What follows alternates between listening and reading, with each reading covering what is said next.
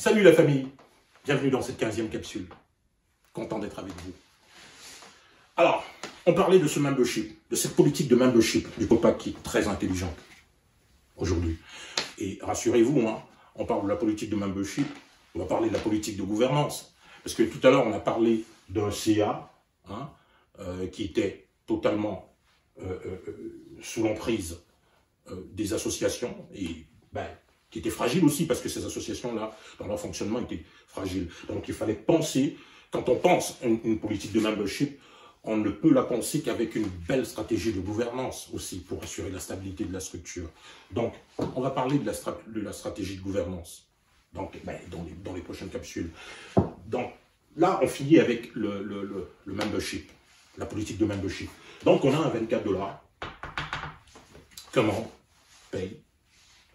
Alors, dans son 24 $, il a cette moitié, enfin, quasiment la moitié, 10 $, qui retourne à son association d'origine, ou qui va à une association caritative, ou lorsqu'il ne veut pas que ça aille à une association caritative, et qu'il le précise par écrit, ce 10 $, l'autre 10 $, va au fonds destiné à l'entrepreneuriat du Conseil panafricain, donc les fonds qu'on met pour accompagner les projets des jeunes, que ce soit des projets à but, que ce soit des projets lucratifs ou non. Alors, ce fonds-là est fait pour ça. Donc, on a l'autre partie du 24, on a ce 24 $ aussi.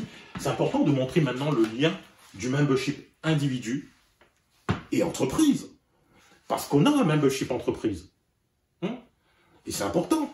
Ce COPAC-là valorise les associations, valorise les individus, il valorise la culture entrepreneuriale, les entreprises. Parce que quand on parle de l'intégration, de veiller à l'intégration des afrodescendants, il faut construire et être une culture et développer la culture de l'entrepreneuriat, bien sûr. Donc, c'est très important d'être à côté de nos entrepreneurs. Ils pensent le monde. C'est eux qui construisent le monde. C'est leur audace qui fait le monde. Donc, il faut un membership entreprise, qui est très important et qui apporte toute une dynamique dans le fonctionnement du COPAC. Et d'ailleurs, dans l'autosuffisance même, l'autofinancement du COPAC, le membership entreprise devient très important. Voilà. Alors, on a passé les associations et l'avantage qu'ils ont d'être au sein du COPAC. On a vu l'individu qui partage cette réalité avec les associations. Voyons maintenant, avant de voir les avantages de l'individu, voyons maintenant les avantages de l'entreprise. Dans la 16e capsule.